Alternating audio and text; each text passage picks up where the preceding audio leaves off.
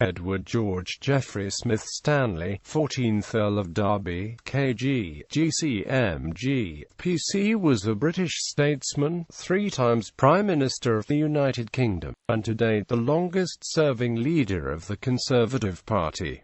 He was known before 1834 as Edward Stanley, and from 1834 to 1851 as Lord Stanley. His record was unusual, since he is one of only 4 British Prime Ministers to have 3 or more separate periods in office. However, his ministries all lasted less than 2 years, and totaled 3 years, 280 days. Background and education. Stanley was born to Lord Stanley and his wife, Charlotte Margaret N.E. Hornby, the daughter of the Reverend Geoffrey Hornby. The Stanleys were a long-established and very wealthy land-owning family whose principal residence was Knowsley Hall in Lancashire. Stanley was educated at Eton College and at Christ Church, Oxford. Political career 1820 to 52. In 1822 Edward Stanley, as he was then, was elected to Parliament in the Rotten Borough of Stockbridge as a Whig, the traditional party of his family. In 1824, however, he alienated his Whig colleagues by voting against Joseph Hume's motion for an investigation into the established Protestant Church of Ireland. When the Whigs returned to power in 1830, Stanley became Chief Secretary for Ireland in Lord Grey's government, and entered the cabinet in 1831. As Chief Secretary, Stanley pursued a series of coercive measures which frequently brought him into conflict with the Lord Lieutenant of Ireland, Lord Anglesey. In October 1831, Stanley wrote a letter, the Stanley Letter, to the Duke of Leinster establishing the system of national education in Ireland. This letter remains today the legal basis for the predominant form of primary education in Ireland. In 1833, Stanley moved up to the more important position of Secretary of State for War and the Colonies, overseeing the passage of the Abolition of Slavery Bill. Stanley, a Conservative Whig, broke with the ministry over the reform of the Church of Ireland in 1834 and resigned from the government. He then formed a group called the Derby and attempted to chart a middle course between what they saw as the increasingly radical Whiggery of Lord John Russell and the conservatism of the Tories. Tory leader Sir Robert Peel's turn to the centre with the 1834 Tamworth Manifesto, published 3 days before Stanley's Knowsley Creed speech, robbed the Stanleyites of much of the uniqueness of the programme. The term Derby was coined by Irish nationalist leader Daniel O'Connell. Besides Stanley, the other principal members of the Dilly were Sir James Graham, who had resigned as First Lord of the Admiralty, Lord Ripon, who had resigned as Lord Privy Seal, and the Duke of Richmond, who had resigned as Postmaster General. These 4 ministers had all come from notably different political backgrounds. Stanley and Graham were old Whigs. Ripon was a former Canningite Tory, while Richmond was an arch-conservative Tory who had incongruously found himself in the Grey cabinet, although they did not participate in Peel's short-lived 1835 ministry. Over the next several years they gradually merged into Peel's Conservative Party, with several members of the Derby taking prominent positions in Peel's second ministry. Joining the Conservatives, Stanley again served as Colonial Secretary in Sir Robert Peel's second government in 1841. In 1844 he was summoned to the House of Lords as Lord Stanley of Bickerstaffe in his father's barony of Stanley by writ of acceleration. He broke with the Prime Minister again in 1845, this time over the repeal of the Corn Laws, and managed to bring the majority of the Conservative Party with him. He thereafter led the protectionist faction of the Conservative Party in the House of Lords. The 23rd of November 1847, he accused the Irish Catholic clergy of using the confessional to encourage lawlessness and crime. This was disputed in a series of letters by the coadjutor Bishop of Derry, Edward McGinn. In 1851 he succeeded his father as Earl of Derby. The party system was in a state of flux when the Conservatives left office in 1846, the outstanding issues being the question of Ireland and the unresolved franchise. The Protectionists had a core of leaders, of whom Disraeli was a leading light, but in opposition the party was still in fighting, although Disraeli was determined to heal rifts. Political career 1852–69. First Premiership. Derby formed a minority government in February 1852 following the collapse of Lord John Russell's Whig government. In this new ministry, Benjamin Disraeli would be appointed Chancellor of the Exchequer, with many senior Conservative ministers having followed Peel. Derby was forced to appoint many new men to office. Of the cabinet, only 3 were pre-existing Privy Councillors. When the aged Duke of Wellington, by then very deaf, heard the list of inexperienced cabinet ministers being read aloud in the House of Lords, he gave the government its nickname by shouting "Who?" For then this government would be known as the Who Ministry. Traditionally, Derby's ministries were thought in hindsight to have been dominated by Disraeli. However, recent research suggests that this was not always the case, especially in the government's conduct of foreign policy. Derby and his foreign secretaries Lord Malmesbury and later his son Lord Stanley pursued a course of action that was aimed at building up power through financial strength, seeking to avoid wars at all costs, cooperating with other powers, and working through the concert of Europe to resolve diplomatic problems. This contrasted sharply with the policy of military strength and prestige that Disraeli would later pursue, and Derby's very different take on foreign policy could be seen as the precursor of splendid isolation, as well as the diplomatic settlement of Europe pursued by later Conservatives in the late 19th century and the 1930s.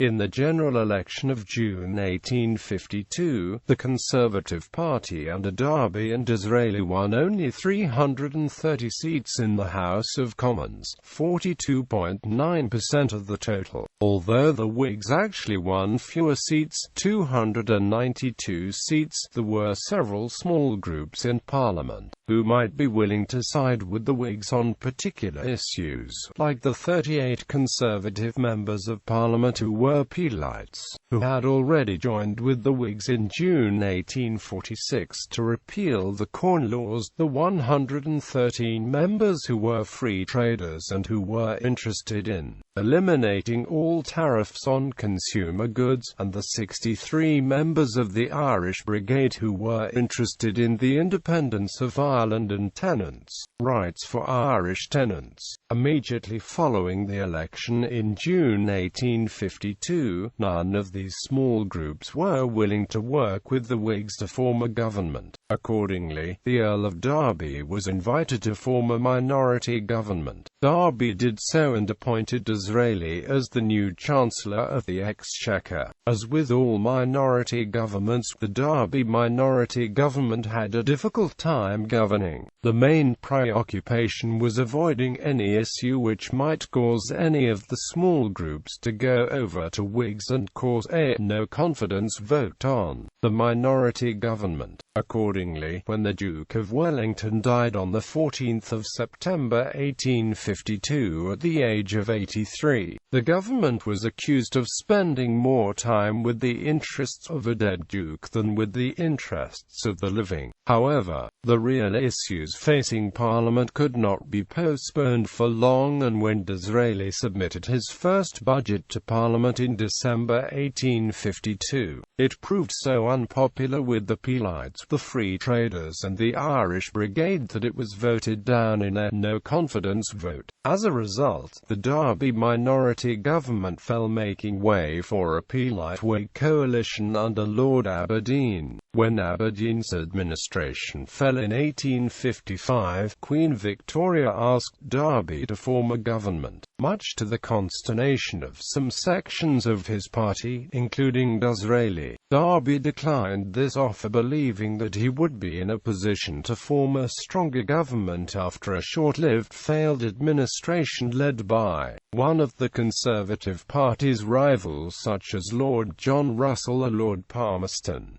Second Premiership. In 1858, Derby formed another minority government upon the resignation of Lord Palmerston following a parliamentary defeat to an opposition motion which, in the context of a failed plot to assassinate Napoleon III of France, charged that the ministry had admitted they sheltered assassins. Disraeli was again at the Exchequer and leader of the Commons. Among the notable achievements of this administration were the end of the British East India Company following the Sepoy Mutiny, which brought India under direct British control for the first time. Once again the government was short-lived, resigning after only 1 year, having narrowly lost a vote of no confidence brought by Lord Hartington on behalf of various Whig and Radical factions which had coalesced at the Willis's Rooms meetings in St James's Street to mark the birth of the Liberal Party. In 1859, Derby was appointed a Knight of the Garter. Back in opposition, Derby pursued a strategy of trying to lure the Prime Minister, Lord Palmerston, away from his more radical colleagues, Lord John Russell in particular. This tactic was thwarted by Russell's declining influence and by the Chancellor of the Exchequer's 1861 budget, which united the cabinet and increased divisions amongst the Conservatives. Palmerston continued as Prime Minister until his death in 1865, when he was succeeded by the frail Russell. Third Premiership. Derby returned to power for the third and last time in 1866, following the collapse of Lord Russell's second government after its failed attempt at further electoral reform. Once again, Disraeli was a leading figure. This administration was particularly notable for the passage of the Reform Act 1867, which greatly expanded the suffrage but which provoked the resignation of 3 cabinet ministers, including the Secretary for India and 3 times future Prime Minister, Lord Cranborne. In early 1868, Derby retired from political life on medical advice, leaving Disraeli to succeed him. In 1869, he was appointed a Knight Grand Cross of the Order of St. Michael and St. George in recognition of his former role as Secretary of State for War and the Colonies. Although a great orator, Derby was frequently criticized for his languid leadership. Nevertheless, he had many significant achievements both as minister and prime minister, and has been described as the father of the modern Conservative Party. His tenure of 22 years as party leader still stands as the longest in Conservative Party history and indeed the history of any other political party. In British history, only Labour's Clement Attlee came close at 20 years. Family. Stanley married Emma Caroline, second daughter of Edward Bootle Wilbraham, in May 1825. He left 3 children: Edward Henry Stanley, 15th Earl of Derby, eldest son; Frederick Arthur Stanley, 16th Earl of Derby, second son, one of Canada's Governors-General and the man after whom the Stanley Cup is named; Lady Emma Charlotte Stanley, only daughter, d. the 23rd of August 1928, married Wellington Patrick Manvers Chetwynd Talbot, son of Charles Chetwynd Talbot,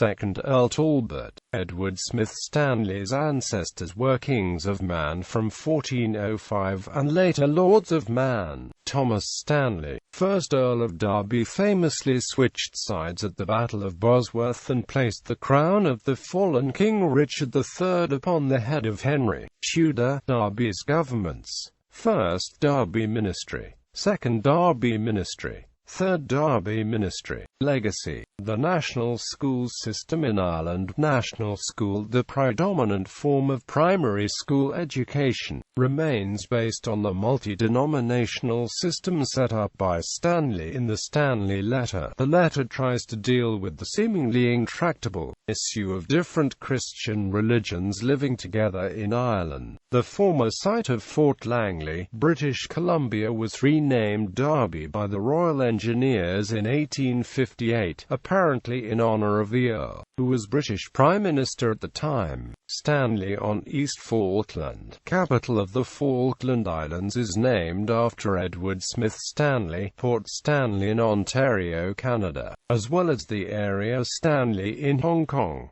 Stanley was the PM when Queen Victoria opened Wellington College in Berkshire, a tribute to the Duke of Wellington, where the boarding house Stanley is named after him. Whilst serving little function, the county of Stanley in Queensland, Australia, is named after the Earl. Notably, it contains the important Australian city of Brisbane.